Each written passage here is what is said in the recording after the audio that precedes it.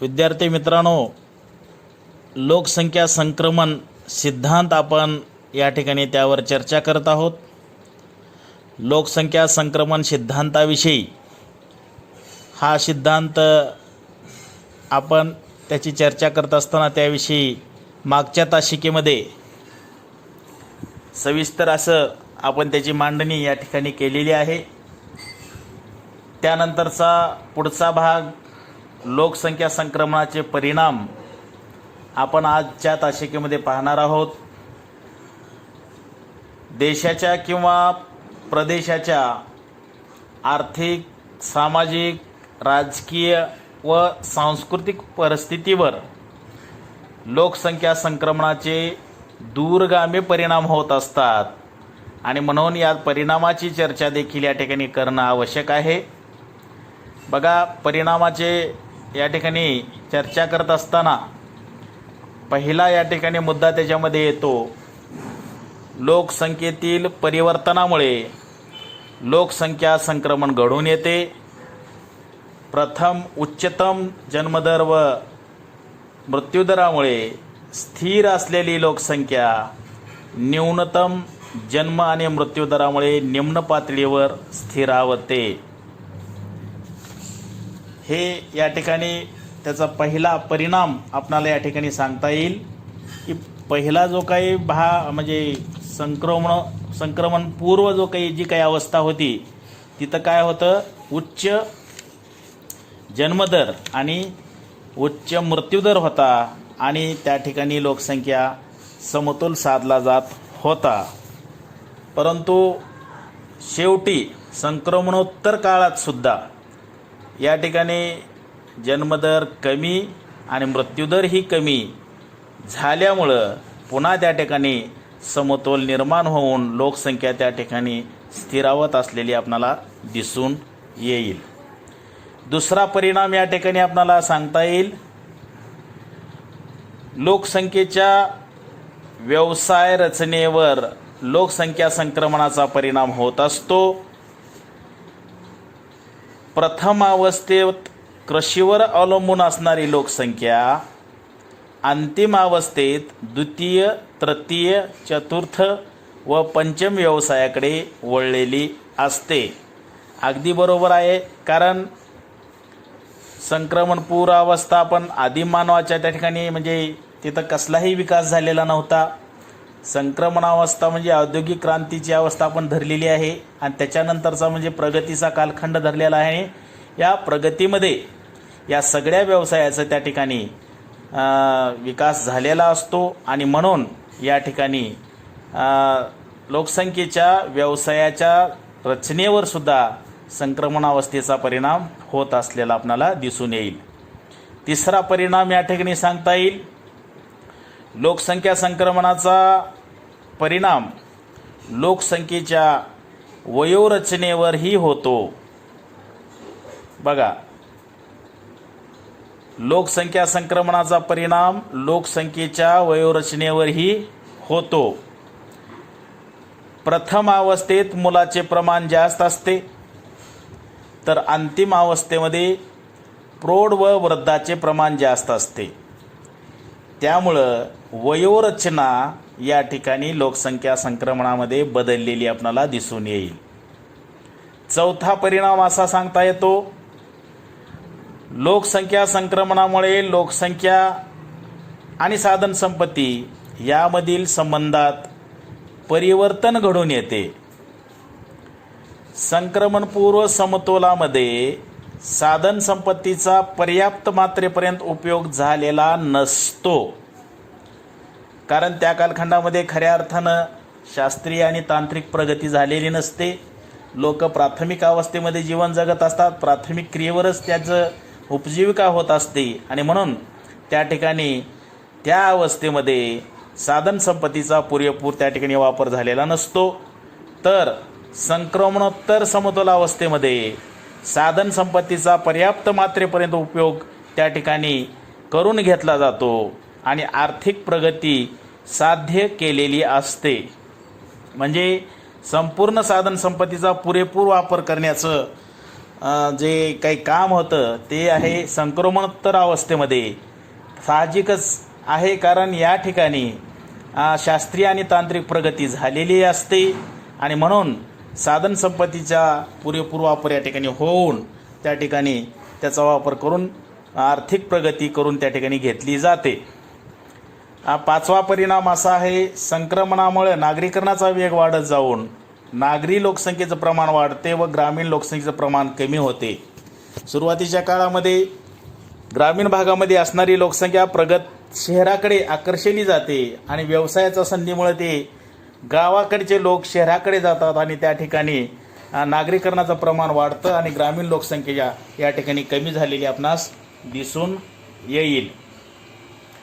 सहावा परिणाम असा आहे, लोकसंख्या संक्रमणामुळे आर्थिक विकास होत गेलेला असल्यामुळं राहणीमानाच्या दर्जात वाढ होऊन लोकसंख्येचे आयुर्मान त्या ठिकाणी वाढते. विकास झाल्यामुळं साहजिकच वैद्यकीय सुविधा वाढलेल्या असतात. वैद्यकीय सुविधा वाढल्यामुळे त्या ठिकाणी लोकांचं आयुर्मान वाढत गेलेलं असतं, कारण राहणीमानाचा दर्जा सुधारलेला असतो. कुपोषण वगैरे या ठिकाणी होत नाही आणि म्हणून त्या ठिकाणी आयुर्मान वाढून लोकसंख्या त्या ठिकाणी त्याचा दर्जा वाढतो आणि आयुर्मान त्या ठिकाणी वाढत असलेल्या या ठिकाणी सांगता येईल. सातवा परिणाम आहे शेवटचा या ठिकाणी, लोकसंख्या संक्रमणामुळे सामाजिक परिवर्तनास चालना मिळून अनेक सामाजिक बदल त्या ठिकाणी घडून येतात. लोकसंख्येची साक्षरता, राहणीमान, आरोग्य, शास्त्रीय व तांत्रिक ज्ञान वाढते, विवाहाचे वय वाढते, प्रजनन क्षमतेचा काळ कमी होतो, एकत्र कुटुंब पद्धतीचा ऱ्हास झालेला असतो, विभक्त कुटुंब पद्धतीचा विकास त्या ठिकाणी पावलेला असतो, बालसंगोपनास त्या ठिकाणी महत्त्व येते, स्त्रियांचा दर्जा या ठिकाणी वाढलेला असतो, स्त्रिया पुरुषाबरोबर त्यांचं त्या ठिकाणी महत्त्व वाढलेलं असतं स्त्रियांना, व्यावसायिक स्वातंत्र्य वाढते, आर्थिक विषमता कमी झालेली असते, दारिद्र्य कमी होते, मानवी समाज संक्रमणोत्तर समतोलावस्थेमध्ये भौतिक व सांस्कृतिक दृष्ट्या उच्चतम पातळीवर येऊन पोहोचलेला असतो. अशा या सगळ्या गोष्टीमध्ये परिवर्तन घडून येतं आणि म्हणून या संक्रमणाचा परिणाम या ठिकाणी असा या ठिकाणी आपल्याला सांगता येईल. अशा पद्धतीनं या ठिकाणी संक्रमणाचे जे काही परिणाम आहेत ते परिणाम आपण या ठिकाणी लोकसंख्या संक्रमणाचे परिणाम आपण पाहिलेले आहेत. यानंतर शेवटचा भाग आहे, हा जो काही सिद्धांत मांडला या सिद्धांतावर काही लोकांनी काय केलेलं आहे, टीका केलेली आहे. त्या टीकाचं सुद्धा या ठिकाणी आपणाला त्याची सुद्धा चर्चा करणं गरजेचं आहे. बघा, टीका करत असताना संक्रमण सिद्धांतावर पुढील प्रमाणे या ठिकाणी टीका झालेल्या आहेत. त्याच्यामध्ये पहिली टीका आहे की वर्णनात्मक स्वरूप या ठिकाणी असलेलं आपल्याला पाहावयास मिळेल. हा सिद्धांत वस्तुस्थितीवर आधारित असला तरी तो केवळ वर्णनात्मक स्वरूपाचा आहे. सिद्धांतामध्ये अचूकतेचा अभाव आहे. एकाच वेळी सर्वत्र लागू पडण्याची क्षमता या सिद्धांतात आढळत नाही. असं पहिली या ठिकाणी टीका या सिद्धांतावर झालेली आहे. दुसरी टीका आहे, वैश्विक चाचणीमध्ये हा सिद्धांत उतरत नाही. हा सिद्धांत जागतिक पातळीवर चाचणीस त्या ठिकाणी उतरत नसल्यामुळं या सिद्धांताला फार तर प्रतिमान म्हणणे जास्त उचित ठरेल. विकसित जग, विकसनशील जग आणि अविकसित जगामध्ये वेगवेगळ्या शास्त्रज्ञांनी लोकसंख्या संक्रमणाचे वेगवेगळे आकृतिबंध सुचवलेले आहेत आणि म्हणून हा सिद्धांत काय आहे तर वैश्विक चाचणीत उतरत नाही. तिसरी टीका या ठिकाणी सांगता येईल, अवस्थांचा काल या संदर्भामध्ये टीका केलेली आहे. लोकसंख्या संक्रमणाचा सिद्धांत अवस्थांचा काळ निश्चित केलेला नाही. या सिद्धांतामुळे कोणतीही एक अवस्था एखाद्या देश किती वर्षामध्ये पूर्ण करेल याचा अंदाज या सिद्धांताहून करता येत नाही. काही देश हा कालावधी 100 ते 200 वर्षे घेतील, तर काही देशामध्ये 25 ते 50 वर्षामध्ये या ठिकाणी संक्रमण होऊ शकतो. आणि म्हणून अवस्थांचा जो काही कालावधी आहे, या कालावधीमध्ये त्या ठिकाणी आपणाला ह्याचा जरा विचार केला तर हा सिद्धांत या ठिकाणी उचित नाही असं टीकाकारांचं मत आहे. या ठिकाणी चौथी टीका केलेली आहे आर्थिक विकासाच्या बाबतीमध्ये. या सिद्धांतात लोकसंख्या संक्रमणासाठी आर्थिक विकास आवश्यक मानलेला आहे, पण काही विकसनशील देश विकसित देशातील अनुभव व तंत्र यांचा वापर करून जन्म व मृत्यूदर कमी करू शकतात असे आढळून आले आहे. कृषीप्रधान देशातील मृत्यूदर आर्थिक विकासाशिवाय खाली आणता येऊ शकतो असे कोल व व्हिवर यांनी स्पष्ट केलेले आहे. पाचवी टीका अशी आहे, आर्थिक विकास व औद्योगिकरण. या सिद्धांतात आर्थिक विकासाबरोबर औद्योगिकरण शहरीकरण वाढत जाते व त्यामुळे लोकसंख्या वाढीचा वेग कमी होतो असे गृहीत धरले आहे. परंतु भारतासारख्या देशामध्ये अनेक विकसनशील राष्ट्रामध्ये अनेक शहरं मोठ्या वस्तीचे ग्रामीण भाग त्या ठिकाणी आहेत. अनेक शहरे मोठ्या वस्तीचे ग्रामीण भाग आहेत. म्हणजे या ठिकाणी या संदर्भामधली टीका केलेली आहे. सहावी टीका अशी आहे, आर्थिक विकासाशिवाय इतर घटक च्या संदर्भाने टीका केलेली आहे. लोकसंख्या संक्रमण सिद्धांतात लोकसंख्या संक्रमण आणि आर्थिक विकास यांचा संबंध जोडलेला आहे, परंतु लोकसंख्या नियंत्रणावर सामाजिक, धार्मिक व शासकीय धोरणाचा परिणाम होत असतो ही बाब या सिद्धांतात विचारात घेतलेली नाही असं टीकाकारांचं या ठिकाणी मत आहे. सातवी टीका अशी आहे, आर्थिक विकास संज्ञेचा ढोबळ वापर त्यांनी केलेला आहे. या सिद्धांतामध्ये आर्थिक विकास या संज्ञेचा वापर कसा तर ढोबळ केलेला आहे. आर्थिक विकासाची अनेक क्षेत्रे असतात, अशा निश्चित क्षेत्राचा सिद्धांतात उल्लेख केलेला नाही असं टीकाकारांचं मत आहे. आठवी टीका अशी आहे, सिद्धांताच्या क्रमवार अवस्था. या सिद्धांतामध्ये संक्रमणाच्या क्रमवार 3 अवस्था असून या ठराविक मार्गाने व गतीने लोकसंख्या संक्रमण होईल असे गृहीत धरलेले आहे. परंतु जर सांस्कृतिक क्रांती झाली तर एखाद्या देश एका अवस्थेतून दुसऱ्या अवस्थेत न जाता अंतिम अवस्थेमध्ये तो जाऊ शकतो. तो अंतिम अवस्थेमध्ये काय करू शकतो? जाऊ शकतो.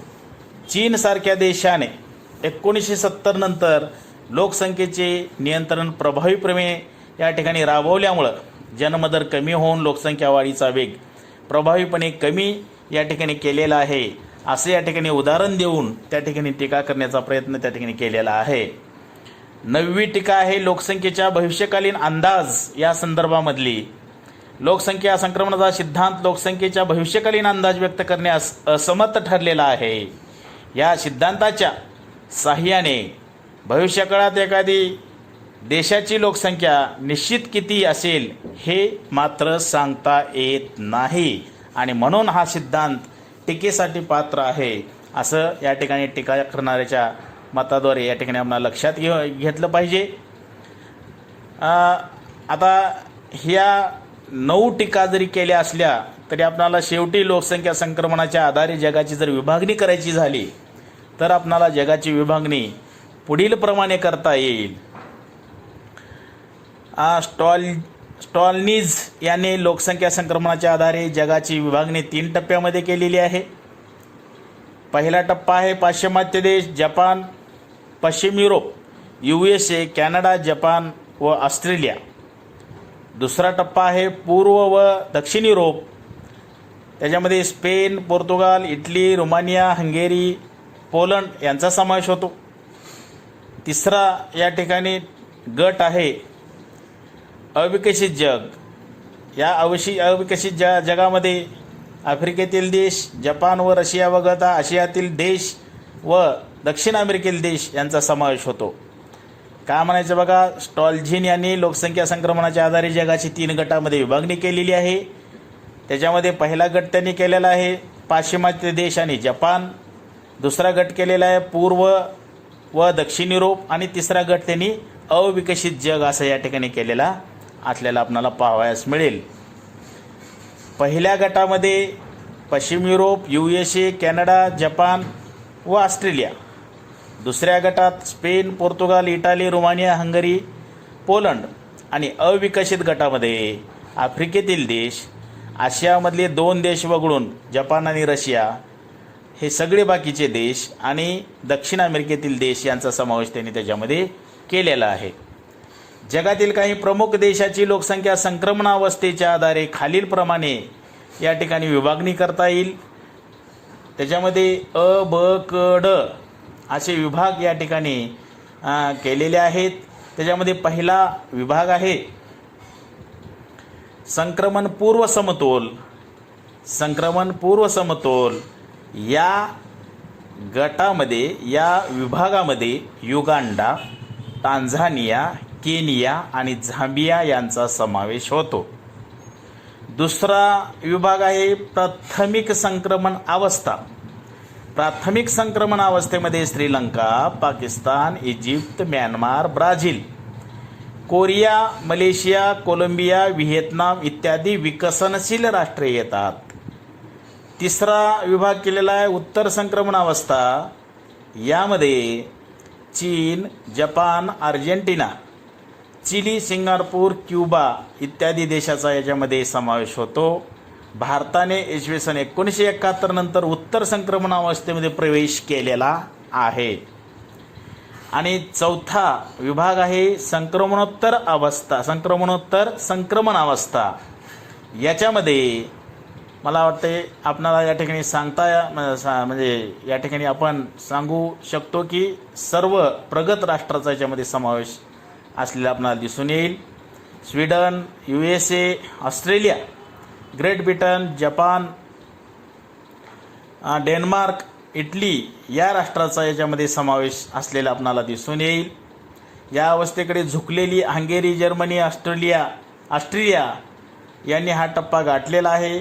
भारत या शेवटच्या अवस्थेमध्ये इसवी सन 2020च्या दरम्यान मार्गक्रमण करेल असा तज्ज्ञांचा विश्वास आहे किंवा तज्ज्ञांना तसा विश्वास वाटतो. अशा पद्धतीनं लोकसंख्या संक्रमणाच्या आधारे जगाची विभागणी या ठिकाणी करण्याचा प्रयत्न त्या ठिकाणी शास्त्रज्ञांनी केलेला आहे. आपण या ठिकाणी 2 ते 3 तासिकेमधून लोकसंख्या संक्रमणाचा सिद्धांत पाहत असताना पहिल्यांदा आपण लोकसंख्या संक्रमणाच्या सिद्धांताची पार्श्वभूमी पाहिली, त्याची ओळख आपणाला अगोदर करून घेता आली. त्यानंतर प्रत्यक्ष लोकसंख्या संक्रमणाचा सिद्धांत पाहत असताना 3 टप्पे त्यांनी केलेले होते. त्या 3 टप्प्यामधल्या दुसऱ्या विभागामध्ये पुन्हा त्याचे उपविभाग त्या ठिकाणी पाहिलेले आपण चर्चा करत असताना पाहिलेले आहेत. आणि त्या 3 उपघटकासहित 5 टप्प्यामधून लोकसंख्या संक्रमण सिद्धांत या ठिकाणी आपण पाहिलेला आहे. आणि त्यानंतर त्याचे परिणाम काय झाले ह्याची सुद्धा आपण या ठिकाणी चर्चा केलेली आहे. आणि शेवटी या सिद्धांतावर अनेक लोकांनी टीका केला, या टीकांची सुद्धा चर्चा आपण इथं केलेली आहे. आणि पुन्हा शेवटच्या भागामध्ये आपण त्याचे गट पाडले की बाबा संक्रमणपूर्व अवस्थेमध्ये कोण आहेत, संक्रमण अवस्थेमध्ये कोण आहेत आणि संक्रमणोत्तर अवस्थेमध्ये कोणते देश आहेत, याचा या ठिकाणी आपण चर्चेच्या माध्यमातून त्या ह्याच्यावर आपण प्रकाश टाकलेला आहे. आज या ठिकाणी आपण थांबूयात. धन्यवाद.